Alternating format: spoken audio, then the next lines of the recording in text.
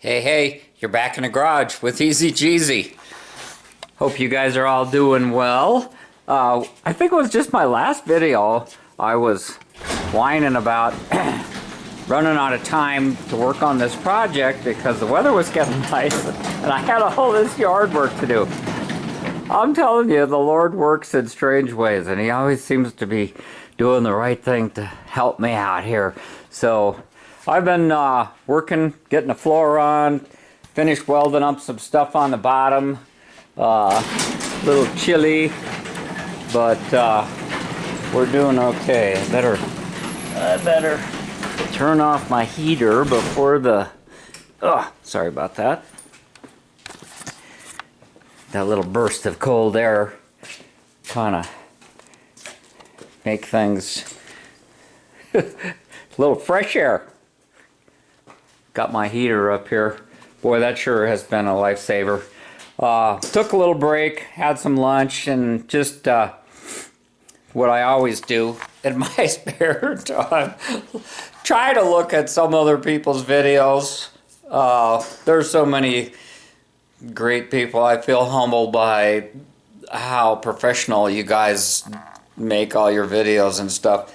But anyhow, I got this bottom cut out. I'm getting ready to actually weld this thing on, and I don't know if you guys have ever rescreened a sliding glass door, you know, patio door screen frame, but I learned a long time ago at a hardware store I was working at that you don't you don't just jump into that. You do like maybe a top and a side, and then you stretch it tight and you work your way over in a top and a side.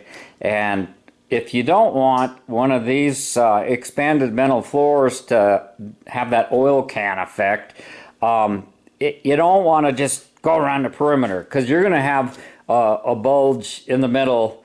It might not be too apparent until you put some weight on it, but I see here I forgot to cut out for my pedal assembly bolts. I've got to do that. There's always things that come in your mind when you're welding this stuff. I hope I don't have to have this thing upside down again real soon. But at any rate, I feel so blessed. And even though my family isn't interested enough in what Grandpa does to actually participate in this stuff, and part of that's my own fault because I don't have the vehicles to do it and they don't have the time off and blah blah blah. But I wanted to show you guys something here, and it's like, I can't believe at my age I'm still playing around with this stuff. When I was a teenager, I built a mini bike in my shop class after school and bent the frame up. My friend had a store-bought mini bike, and my dad didn't want to help me out with funding something like that. We couldn't find another used one cheap enough, so I made one. And that's how I spent my time. I worked. I got a job as soon as I could so I could have money to buy the things I wanted. And here I am. I feel the same way. I don't feel any different than when I was a kid. It's just boggles my mind. If I couldn't do this, I think I'd just drive myself totally crazy. Anyhow, I wanted to show you this book. This is from the 1920s. I don't know if you can see it on there. It's Odell's Carpenter's Builder's Guide number 2. I have 4 or 5 of these, and they were printed back in 1923. And it's just got like mathematics, specifications, architectural drawing. Now this is from back in the 20s. How to build things, how to use tools, squares, make steps, boxes, all kinds of helpful things, and doing it with your brain. A computer's not doing it for you, or a CAD system. You're doing it all with your head. And there's something in the front of the book that has always mesmerized me. Let's read it together. It says, "When we build, let us think that we build forever. Let it not be for present delight nor for present use alone. Let it be such work as our descendants will thank us for, and let us think as we lay stone on stone that a time is to come when those stones will be held sacred because our hands have touched them, and that men will say, as they look upon the labor and wrought substance of them, see, this our Father did for us." Isn't that beautiful? Don't you wish that was true? I know I've got mostly guys watching my channel, but I don't know about your kids and grandkids, but you think that, it's not while we're alive. After we're gone, that's when all the, I wished I'd have spent more time with Grandpa. I wished I'd have learned how to do this. Remember when he used to do that? And I don't know, but I've been to a few funerals, and that's generally the conversation, Oh, what a crock. John Ruskin, yeah, a little poem. That was, when you stop and think about it, though, back in the 20s, that's what made America great. There was a work ethic. They taught you how to do things in school. They made you think. And it was just a matter of working hard and applying yourself, and you would get ahead. I think it's such a beautiful concept, and I don't mean to be negative. It hasn't completely gone, but it doesn't seem sometimes like it's what it used to be. Isn't it? It's amazing. Now everything's, how fast can you text, and I'm already that way. I've had this phone for a year. I think I'd be real in trouble without it. It's very amusing little toy. So at any rate, yeah, this is kind of a progress report and a few things on the bottom here that I wanted to touch up, and I'm going to probably spend some time here filing and grinding. I'm thinking, I see so many of these rock buggies. I'm almost thinking of putting a 1-inch brace clear across here. I really don't think that's totally necessary. I don't see what kind of impact is going to really move this forward. But these do hang down below the floor level that could get hung up on, say, tree stumps, or this was pretty badly bent. This is what holds the front of your transmission. I couldn't find a transmission mount, new replacement, so this one was cracked, and I straightened it out and got it on there, and it seemed to work just fine for a little short while.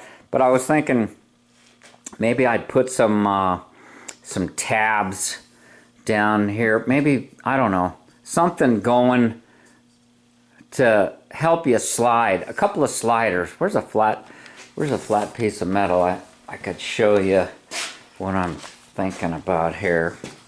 Here we go. I might have to go and find some more. I don't think this is enough. I was just sort of thinking of, triangulating something to go from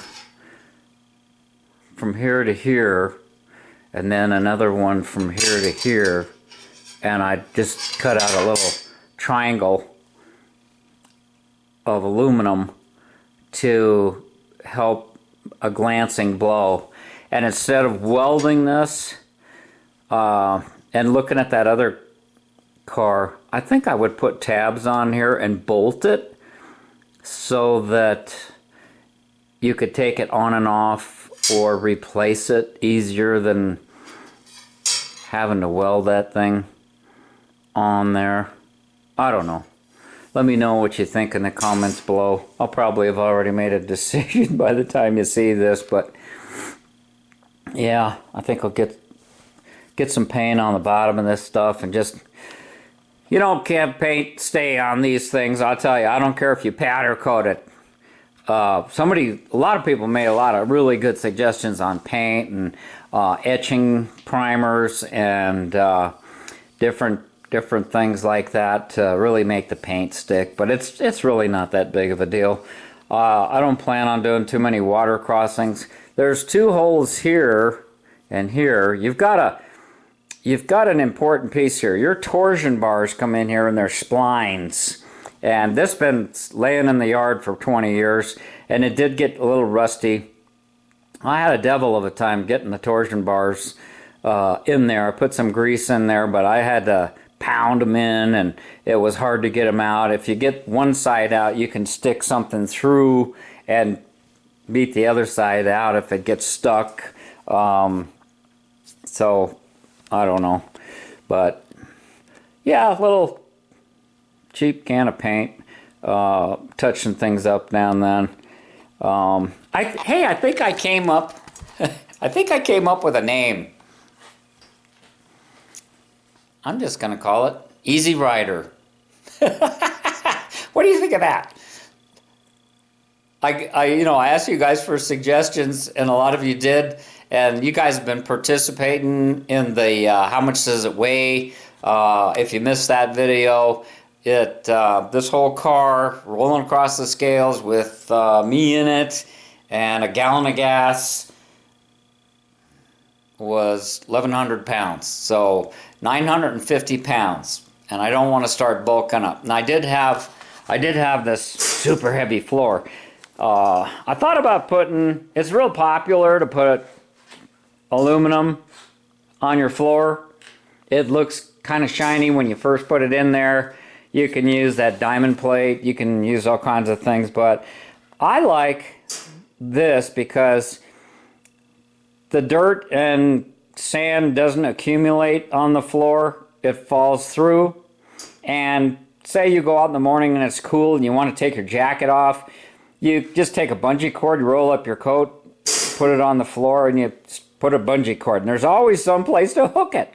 You've got your lunch pail. I've got a movable footrest for different size peoples that might be going for a ride, and that way it clamps in. I don't know if you noticed it in that last video, but I did have a little footrest in there, and yeah, now a friend of mine warned me. He says, I was asking him, I says, hey, where's a place I can go and take this thing and test her out? I don't want to go on the first couple of trips a long ways away and spend a lot of money on gas and so forth. And he says, well, there's a place up in the mountains, but you're probably going to have snow. And he says, if you're planning on using that expanded metal and busting through snowdrifts, just know that's like Velcro. You better have a shovel with you, because you ain't driving off of it. You're going to have to dig out underneath. And he says, ask me how I know. So, yeah, that's something to keep in mind. If you're crossing sandy ridges with the dunes, or you're going into the snow, you might want to reconsider this. But, there's always, and keep this in mind, you can always lay a rug down. You can always put a piece of aluminum on the top, let it sit there, and maybe put some screws and some big fender washers to hold it to this, and it won't rattle. You can close it in and make it nice and cozy, even though you do have the expanded metal. And then when you're done with that kind of ride, take it off. Just as simple as that. So anyhow, get out in the garage, work on your projects, do it for yourself. Maybe some family member will appreciate it when you're gone, right? Maybe it'll keep you from going crazy. So I gotta cut these 2 little spots out. I marked this one. I think this one lined up, but I think I might cut that one too, so I can get to the bolt that holds my pedal assembly in. I did struggle with that when I was I had this thing. I used about a dozen nylon tie wraps to hold this thing on, and I wanted to make a change with the pedal assembly, and it was a booger to work around that. I didn't want to just cut all those straps. We cut a few of them, got some room. I think that's what we ended up doing here. But yeah, my girlfriend's just been a real pleasure to have along on this whole adventure. So anyhow, gotta get back at it. That snow's gonna go away, and then I'll be mowing the lawn next weekend. It's supposed to get in the 70s during this week. Thanks for watching. Thanks for subbing. TheEZGZ out. Give me a thumbs up if you enjoyed the video. Talk at you later.